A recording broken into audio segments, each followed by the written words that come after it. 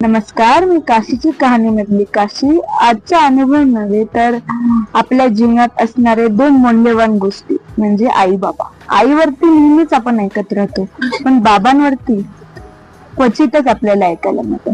तर त्यांच्यासाठी मुलीच्या नजरेत एक बाप कसा असतो, अजून काय असतो, त्यावर आधारित एक लहानशी कविता आज मी सादर करते.